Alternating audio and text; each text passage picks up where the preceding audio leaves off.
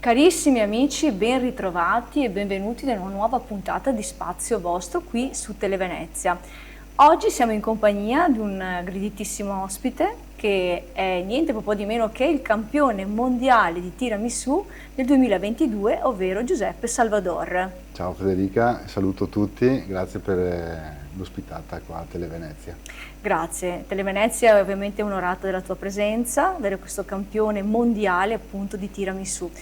E che poi è una coppa molto importante, vero? Raccontiamo un attimo un po', prima di parlare della tua esperienza, raccontiamo un po' anche come si svolge e quali sono le caratteristiche della TWC, giusto? Esatto, l'acronimo della Tiramisù World che Cup. è Tiramisù World Cup. Praticamente la Tiramisù World Cup è una manifestazione per non professionisti che... Esatto, non professionisti, vengono selezionati persone che non sono dei cuochi, non sono dei pastry chef o altro. Esatto, non sono persone che lavorano con partita IVA nel settore della pasticceria, quindi qualsiasi persona non professionista può partecipare, si iscrive, attualmente stanno facendo già le selezioni in Brasile, dopo su fino al Canada che è l'ultima, e a ottobre verranno qui tutti i pretendenti al titolo. Quindi da più parti del mondo? Sì. Ormai ha preso... Arrivano anche fino al Giappone, se non sbaglio. Sì, beh, mi pare che quando ho gareggiato io arrivavano anche dalla Corea, Giappone, Vietnam. Tu hai gareggiato, cioè tu ti sei iscritto nel 2017, che è il primo anno in cui è partita. È partita nel 2017. E hai vinto invece? Io ho vinto nel 2022. Nel 2022. Ho partecipato tutti gli anni, a parte il 2020 che era un anno... Sì. particolare, legato alla questione Covid che non si poteva. Ma senti, per quanto riguarda appunto la Tiramisù World Cup ci sono due categorie, quella tradizionale del tiramisù originale e quella invece creativa. Esatto, due categorie. Tu ti sei laureato campione del mondo invece per quella originale. Raccontami un po' la differenza tra le due categorie. Beh, allora la categoria originale prevede solo l'utilizzo dei 6 ingredienti originali del tiramisù, cioè uova, zucchero, mascarpone, biscotti savoiardi, caffè e cacao. E questo ci fa già venire un certo appetito, perché pensare già a tutti gli ingredienti, anche se frazionati, divisi tra di loro, già ci fa venire voglia di... Con 6 ingredienti semplicissimi e facilmente reperibili ovunque si crea un dolce che è diventato il famoso più al mondo. Il dolce più famoso al mondo, però con l'etichetta Made in Italy. Made in Italy, conosciuto in tutto il mondo, che ci dà... E quindi questo ti ha portato a essere riconosciuto in tutto il mondo? Sì, io dopo la mia vittoria ho avuto la possibilità di girare il mondo, ho avviato insieme a Francesco Redi, che è il boss della Tiramisù World Cup, proprio l'edizione canadese, poi abbiamo fatto New York, Miami, Brasile. Mi ha dato proprio l'opportunità, perché allora cosa fate? Delle sfide tra campioni? Praticamente i campioni fanno da promoter, portano avanti le iniziative della Tiramisù World Cup e cerchiamo appunto... Quindi comunque tu rimani nella tradizione, cioè. Sì. Tu non faresti mai il tiramisù? No, allora la creativa si differenzia dall'originale perché oltre ai 6 ingredienti base possono aggiungere fino a 3 ingredienti extra, a parte l'alcol non è ammesso. Certo. Quindi sfogo la fantasia, ognuno può creare un tiramisù salato, dolce. Anche con ingredienti un po' particolari, ma devono essere segnalati ovviamente prima. Devono essere segnalati e portati, mi sembra, mezz'ora prima della gara, quindi devono essere acquistati con scontrino, regolarmente. Per avere una certificazione anche di salubrità del prodotto, cioè non è che uno da casa si porta il caffè fatto già, oppure... Viene fatto tutto lì al momento. Hai 40 minuti e lì devi 40 minuti? Sì. Ah, quindi è un tempo veramente... Io pensavo vi dessero più... no, ma non è facile, perché 40 minuti sembrano tanti. No, ora che fai il caffè come lo fate? Il caffè, no, il caffè ci viene dato da loro. Viene dato dall'organizzazione. tutti gli ingredienti vengono dati dall'organizzazione, i concorrenti portano l'attrezzatura, ovviamente l'attrezzatura non planetarie, ma l'attrezzatura base, la frusta, per creare il loro tiramisù migliore. Però non è facile perché ci sono televisioni, giornalisti, fotografie, e lì devi saper gestire un po' la concentrazione. E poi si arriva a questa. E poi si arriva a questa. Facciamola vedere. Esatto. Quale emozione è stata per te? Enorme, enorme, perché c'è tutta la mia storia dietro. Cioè, che adesso andremo anche a raccontarla. No, poi tra l'altro hai le 3 stelline, che significa che anche questa campione del mondo. Esatto, campione del mondo. Una invece 2, cosa significa? 2 è il vice, e uno è la vice. star, diciamo. È la? Star, il terzo classificato. Terzo classificato, quindi star, vice e poi campione del mondo. Esatto. Quindi complimenti a Giuseppe, che è fiero di questo suo... Ti ha cambiato un po' la vita, perché tu tu ti occupi di pavimentazione. Io nella vita faccio pavimenti in legno con la certo. Salvador Parquet, che è un'azienda familiare dal 1954. Ah, un'azienda storica. E noi tu sei originario di Martellago, giusto? Sì, no, allora, la famiglia è originaria da Montaner, provincia di Treviso, Vittorio Veneto, quelle zone là. Dopo, per vicissitudini ovviamente degli anni di lavoro eccetera, c'è stato questo trasferimento, hanno fatto i vari giri fino a che siamo arrivati a Martellago. Io adesso abito a Martellago, in provincia di Venezia. Quindi abbiamo il nostro campione mondiale, proprio Veneto Doc. Veneto Doc. Veneto Doc. Sì. Porta il Veneto in giro anche in questo caso per il mondo. Esatto. E allora, vediamo che sulla tua divisa, chiamiamola divisa o come giubba, come la chiamate voi, la vostra divisa? Questa, sì. C'è anche un'altra bellissima immagine, che è quella l'icona della Speranza di Marco, che è un'associazione di cui tu sei presidente. Che io sono il presidente. Allora, la parliamo un po' è la vicepresidente. Allora, più tardi, infatti, dopo la pubblicità, Federica prenderà il posto appunto di Federica Molin, prenderà il posto di appunto Giuseppe. Lei è la vice, in questo caso vicepresidente, e poi parlerà di quelli che sono gli aspetti, diciamo, organizzativi e anche dei progetti legati all'associazione. Però intanto raccontaci, Marco, cosa c'entra in tutto questo? Tutto è iniziato nel 2017, nel senso, Marco, il mio carissimo amico, Marco Zago, che era un assicuratore molto conosciuto qua a Mestre. Sì, certo. Appassionato tantissimo del mio tiramisù, mi iscrive alla Tiramisù World Cup, la prima edizione. Quindi è la prima edizione. Esatto. Quindi crede da subito in questa Lui crede da subito che il mio tiramisù è vincente. Sia più buono. Le cose non vanno secondo la sua idea, ma ci appassioniamo, io mi iscrivo e lui mi fa da primo tifoso insieme a tutti gli altri amici che dopo comporranno l'associazione. Purtroppo nel 2020, al 25 aprile, proprio alla festa di San Marco, Marco, a causa di un infarto, muore, ci lascia. E lì veramente ci siamo sentiti... Quindi non ha neanche potuto vederti campione del mondo. Come dico spesso ultimamente, le cose devono accadere quando devono accadere. E dovevo diventare campione dopo la sua morte per portare avanti dei progetti. Era diciamo un destino che fosse così. Secondo me sì. Sì. E da lì praticamente il 2020, come ho detto prima, non è stata fatta perché ovvi motivi Covid. Il 2021 è stato un po' un anno di transizione, c'erano ancora mascherine, limitazioni, eccetera. Era un po' più complesso. Il 2022 mi iscrivo di nuovo con un tiramisù dedicato a Marco. E da lì è scattata la magia. E già ho visto proprio dei segnali durante la gara che c'era qualcuno vicino a me. C'erano dei segnali che sono legati poi anche alle immagini. Esatto. Vuoi raccontarli? Sì, allora il primo è stato in semifinale. Sì. Quando io sul piatto ho fatto il decoro della barchetta, che è il simbolo principale. Sì, perché uno degli aspetti che viene valutato è anche l'impiattamento. Tutto. C'è l'impiattamento, il sapore, ovviamente la parte da leone sul giudizio la fa il sapore, il gusto, l'equilibrio del dolce. Però anche l'impiattamento, lo spreco durante la preparazione, i giudici controllano che non ci sia sprechi. Certo. come lavori, se sei pulito, ordinato. Cioè, non è semplicissimo, non è una goliardata, cioè è una cosa molto seria. Molto tecnica. Sì, quasi da pasticcere. Certo. In semifinale, come dicevo, sporziono il mio tiramisù per i giudici e inavvertitamente tocco la polvere di cacao con la manica della camicia. Accidenti.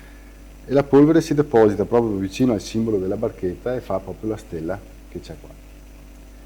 Lì per lì mi sono un po' emozionato e ho detto forse qualcosa succede. Infatti supero la semifinale e vado in finale ed ero agitatissimo. Ti vedo già emozionato ancora adesso dopo 8 anni. Sì, perché mi viene sempre un'emozione grande. Un'emozione grande. Da lì nella finale, tra i 6 finalisti, 3 della creativa, 3 della originale, io penso di essere stato quello più agitato, di più. Infatti mi mancava perfino il respiro.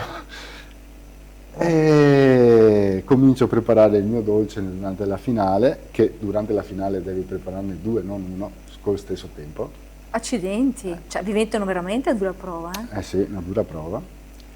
Proprio nell'ultimare il tiramisù, quando sto lì per cospargere il cacao, la polvere, io ero vicino a una feritoia dell'orangerie, butto il cacao e un raffico di vento mi fa sporcare il piatto. Oh, lì per lì mi dico, hai detto accidenti, che faccio? In quel momento passa un giudice, mi guarda, mi fa, beh, la barca per veleggiare necessita del vento. Quello è stato il mio dolce e ho vinto. Complimenti. Questo racconto è veramente bello perché dentro c'è Marco. Sì, dentro c'è Marco. Allora, io insieme agli amici abbiamo fondato l'associazione prima che io diventassi campione e l'intento principale è quello di donare defibrillatori. Dopo vi spiegherà tutto la dottoressa Molin. E abbiamo fatto fatica a raccogliere i primi soldi per donare il primo defibrillatore perché eravamo un'associazione appena nata e le associazioni che operano nel sociale hanno sempre difficoltà. Certo. Prima Però mi chiedevi cosa mi bene. ha cambiato. Ha cambiato tantissimo per l'associazione, perché io tutto il tiramisù che faccio va in beneficenza, lo potete acquistare e ovviamente spese di prodotti a parte, va tutto alla Speranza di Marco. E da lì abbiamo già donato oltre 10 defibrillatori. Benissimo. E dopo altri progetti che dopo vi spiegherà la Federica. Benissimo, su questo noi andiamo in pubblicità. Ti ringrazio e ti saluto perché poi adesso sarai sostituito dopo la pubblicità dall'avvocatessa Federica Molin e diamo un break pubblicitario. Grazie a Giuseppe Salvador, campione del mondo 2022 della Tiramisù World Cup. Cari amici, ben ritrovati in studio, siamo di nuovo qui a Spazio Vostro su Televenezia, siamo qui con l'avvocato Federica Molin, vicepresidente dell'Associazione La Speranza di Marco.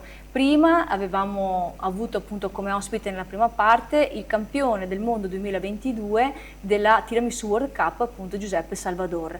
Adesso invece lasciamo la parola appunto a Federica Molin che ci racconterà in alcuni dettagli, in alcuni aspetti, le caratteristiche di questa associazione. Buongiorno avvocato. Buongiorno a voi, grazie dell'invito. Possiamo darci anche del tu, Federica? Senza abbiamo ombra lo stesso di dubbio, nome, esatto, siamo anche omonime. Per cui racconta un po'. Dunque io sono la vicepresidente, come già hai accennato tu, dell'associazione La Speranza di Marco, che come accennavate prima è un'associazione nata nel 2020, quando appena Marco era deceduto. Avevamo già iniziato con lui dei progetti a livello sociale perché Marco aveva dei problemi cardiaci e quindi sulla scorta di questi problemi cardiaci avevamo cercato di raccogliere fondi con delle collette alimentari, con appunto delle raccolte fondi per donare defibrillatori.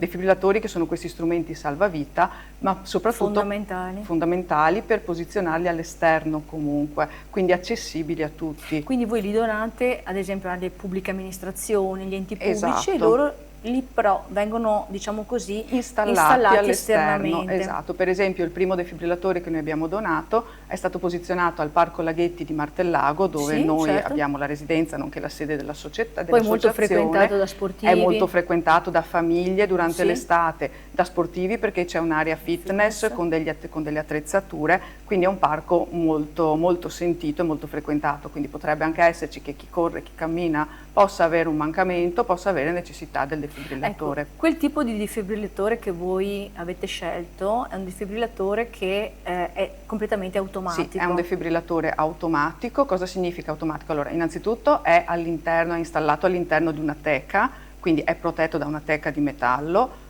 Questa teca di metallo è raffrescata e riscaldata a seconda appunto dell'estate, dell'inverno, della stagione, perché così il defibrillatore ha una temperatura, è mantenuto a una temperatura costante. Il defibrillatore è automatico, in sostanza il defibrillatore dà tutte le istruzioni, ti dice dove posizionare le piastre, come posizionarle e quando liberare la scarica. Piastre che sono sia per adulto e anche di uso pediatrico. Esatto. In linea di massima i primi defibrillatori che abbiamo donato erano con una doppia piastra, quindi se è un adulto una certa tipologia di piastra, se è un neonato o un bambino comunque una piastra pediatrica. Quelli attuali hanno la modalità da selezionare sul defibrillatore adulto o pediatrico, tale per cui la piastra comunque ha una sensibilità diversa. Ovvio. Per erogare la scarica. Poi il defibrillatore, se rileva che c'è necessità di una scarica, la libera. E questo è un dato importante e fondamentale. Fa una sorta di elettrocardiogramma e quindi se il soggetto non necessita della scarica elettrica, non la eroga. E questa è una caratteristica importantissima e fondamentale per i defibrillatori e soprattutto per le persone che li usano, perché noi non dobbiamo avere paura di usarli. Cioè c'è un po' di panico in certi momenti. C'è tanto panico, c'è tanto panico. E ovviamente se uno magari ha avuto la possibilità di frequentare dei corsi di primo soccorso piuttosto che di uso di defibrillatori si sente più sicuro. Certo. Però a livello legale, a livello normativo è tutto depenalizzato, quindi se io mi trovo a dover affrontare una situazione di emergenza, un infartato, non devo aver paura di incorrere in reato di lesioni piuttosto che in qualche problematica, perché è tutto depenalizzato, perché è tutto fatto al fine di salvare una vita umana o di contribuire a salvare una vita umana. Poi una volta aperto ci sono tutte le istruzioni, sul posizionamento. Esatto, ma sono istruzioni vocali, non dobbiamo perdere tempo a leggere, il defibrillatore parla. E quindi dice posizionare le piastre sotto il costato, sopra la spalla a destra, piuttosto che liberare la scarica. Allora, allontanarsi, liberare la scarica, se appunto necessita dell'erogazione della scarica il defibrillatore parte, altrimenti non parte.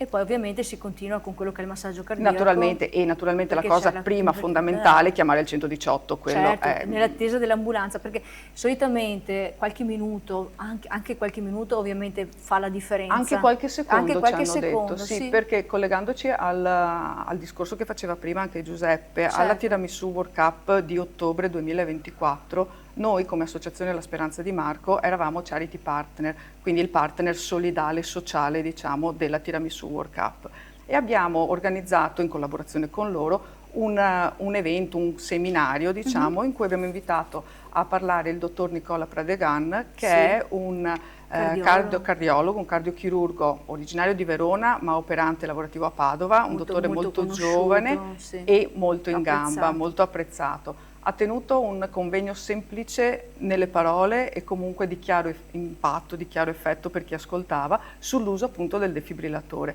e ci faceva notare che non sono minuti, sono proprio secondi preziosi e si riesce usando il defibrillatore, si può riuscire perché ovviamente non è sempre detto che si riesca, a salvare il 97% delle persone, quindi c'è un'incidenza notevole. Percentuale notevole. Esatto. Bene. Mentre poi la vostra associazione va avanti anche su un altro piano. Va avanti anche su un altro piano. Perché che è molto bello anche quello. È molto divertente. È molto divertente, però posso dire, io lo vedo anche molto tenero, molto dolce. Molto dolce. Molto dolce, legato al tiramisù. Proprio al tiramisù. Perché? Cosa fate? Perché appunto, oltre al progetto defibrillatori, grazie a delle conoscenze, ci hanno chiesto di provare a fare un laboratorio di tiramisù dentro a delle RSA, quindi a delle strutture per anziani. Con i nonnini. Allora, hanno tanto bisogno, perché tante volte sono soli, tante volte si abbattono, invece avere la vostra presenza o di altre progettualità è una bellissima cosa, complimenti. E infatti di lì abbiamo avuto delle soddisfazioni a livello emotivo e a livello personale veramente incredibili, perché abbiamo iniziato con una così, va bene, proviamo, vediamo, avevamo già fatto dei laboratori di tiramisù anche con dei bambini, però il bambino anche in fascia di scuola primaria diciamo ha un impatto gioioso, carino, ma l'impatto con gli anziani è un impatto veramente emotivo e soprattutto un impatto a tutto campo, perché ne nasce la gioia di rimettere le mani in pasta quando magari tutto il giorno sono un po' diciamo rallentati nelle attività, nella loro motorietà, e quindi riacquistano la mobilità delle mani. Diciamo che questo fa parte dell'accompagnamento di quello che è la progettualità dell'RSA, di quello che è l'invecchiamento attivo. Sì, esatto. La lotta contro l'invecchiamento. Infatti nelle RSA vengono organizzate varie attività. E noi adesso stiamo cercando di strutturare proprio un progetto a favore dell'invecchiamento attivo che comprenda poi il laboratorio di tiramisù piuttosto che altri semplici laboratori di cucina, ma questi laboratori, sia quello di tiramisù che quello di cucina, mirano anche ad una memoria storica, quindi a ritrovare, al recupero intanto della storia del territorio, perché sono tutti piatti del territorio. Quindi il tiramisù è un dolce nostro, trevigiano piuttosto che veneziano. Quale nonna o nonno, cioè i nonni non l'hanno fatto per i loro nipoti oppure all'epoca per i loro figli, esatto, ovvio. Quindi esatto. Poi ognuno avrà la propria ricetta, immagino. Ognuno ha la propria ricetta, io ci metto l'albume, io non ci metto questo, per cui ognuno ha la propria ricetta, ma è proprio un coinvolgimento attivo degli anziani, ma devo garantirti che è un coinvolgimento attivo anche di noi che andiamo, noi volontari che andiamo a proporlo e che andiamo poi mi avete detto che siete in overbooking ormai, cioè nel senso sì, che siete molto richiesti. Siamo molto richiesti. Siete partiti un po' in sordina. Siamo partiti in sordina, invece... siamo partiti qui a Mestre, siamo partiti con la Casa di Sport in Via Spalti, e dove abbiamo fatto l'RSA, il centro diurno, quindi ecco persone che sono ospitate durante il giorno e quindi magari anche un po' più attive, e siamo passati anche al reparto psichiatrico, dove c'erano delle fragilità diverse, delle difficoltà diverse e anche delle ritrosie maggiori, quindi meno invogliati a farlo. Sono stati coinvolti tutti. E tutti hanno apprezzato. Tutti hanno apprezzato. Si sono sentiti coinvolti. Tutti hanno apprezzato, tutti hanno chiesto subito quando lo rifacciamo. Da lì poi ci hanno chiesto Venezia, perché Venezia abbiamo fatto sia le Zitelle sia San Giobbe, quindi le due strutture di Venezia. Prossimamente dovremo fare la Contarini, che è quella alla Gazzera, sempre per rimanere qui nel territorio. E dopodiché abbiamo richiesto anche sul Trevigiano, dove ci stiamo un po' espandendo, e anche sul Trevigiano, Vede Lago, ne abbiamo comunque già una decina di date cadenziate. Quindi oltre al tiramisù, altri piatti che avete in mente di fare con questi... Con gli anziani, sono sempre legati appunto alla tradizione. Uno per esempio che intendiamo mettere in piedi in collaborazione con delle congreghe con cui siamo venuti a conoscenza, è i radici e fasioi. Radici e fasioi, anche quello l'abbiamo sperimentato in una RSA. Qui tra tiramisù e radici altre cose, fasioi, ci sta venendo veramente la collina in bocca.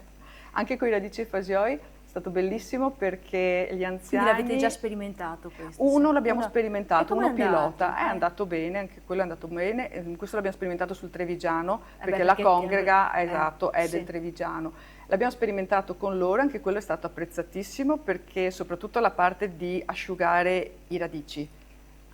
Una volta i radici dentro un canovaccio e sbatti. Erano tutti questi anziani che sbattevano. Cioè, nessuno aveva, diciamo, la centrifuga. No, non c'era la centrifuga. Non c'era la centrifuga. La centrifuga c'era per la parte che dovevamo portare pronta, ma certo. la parte, perché naturalmente questi laboratori è difficile che gli anziani riescano a fare tutto. Anche nel caso del tiramisù, per esempio, il caffè lo prepariamo a casa, perché naturalmente c'è un'organizzazione. Però anche con il tiramisù loro sono attorno ad un tavolo in 4-5, c'è chi inzuppa i biscotti, c'è chi sbatte le uova e dopo ognuno si compone il proprio tiramisù, quindi la propria coppetta di tiramisù che noi portiamo viene da loro composta. Quindi c'è rivalità un po'? Qualche volta tra di loro? Più che rivalità c'è la tendenza a chi fa più strati. Allora chi abbiamo chi va più su, allora arriviamo al limite della coppetta, quindi di solito le coppette hanno 2 strati, e quindi arriviamo a 3-4 strati, nonché che non sempre diciamo si arriva alla fine della preparazione, prima dell'assaggio della crema. E poi loro possono anche mangiarlo. Subito lo mangiano, subito perché non, sì, beh, poi non gli si può poi dire di mangiarlo più tardi, no, è impensabile. E durante la preparazione abbiamo i vari racconti, io lo facevo così, ma io lo facevo meglio, ma io lo facevo peggio, ma io non mettevo questo, e anche una socialità tra di loro. Certo. Perché anche magari durante il giorno hanno l'amica, l'anziano con cui parlano di più o di meno, ma qui siccome sono messi in tavolo misti, all'inizio c'è appunto questa ritrosia, questa timidezza. Arrivati alla fine, quindi dopo una ventina di minuti, noi non vadano più e parlano tutto tra di loro. Bene, questo è un ottimo anche modo per loro per socializzare e uscire, diciamo, un po' anche da quella chiusura che è portata anche dall'ambiente in cui si ritrovano. Ascolta, tu volevi dare anche un'indicazione importante perché siamo in chiusura. Siamo in chiusura, sì. Io se posso cortesemente volevo fare un appello, chiamiamolo appello. Noi organizziamo tanti eventi per raccolta fondi, però ognuno di noi può contribuire ad aiutare noi come associazione La Speranza di Marco donando il 5 per 1000. Sì. Brevemente il 5 per 1000, per chi non lo sa, noi lo sappiamo magari, è una parte delle tasse, quindi delle imposte che noi versiamo allo Stato, che comunque verseremo allo Stato e che possiamo decidere a chi donarlo. Ovvio. Donandolo all'associazione La Speranza di Marco contribuite a finanziare i nostri progetti e soprattutto questo progetto degli anziani. Quindi se posso ti leggerei il codice fiscale che va indicato nella dichiarazione. La Speranza di Marco, il codice fiscale è 901 894 90270. Ecco amici, prendete nota e poi... E io vi ringrazio già fin d'ora di chi prenderà nota. Sicuramente avranno preso nota. Allora, ogni piccola goccia fa il mare. Bravissima. Allora, ringraziamo l'avvocatessa Federica Molin per averci spiegato bene quelli che sono i progetti appunto dell'Associazione Speranza di Marco, che è nata in seguito appunto anche all'attività di Giuseppe, che è stato qui prima ospite, appunto il nostro campione del mondo 2022 della Tiramisù World Cup. Io vi ringrazio tutti ancora e vi aspetto alla prossima puntata di Spazio Vostro su Televenezia. Grazie. Grazie. Grazie a voi.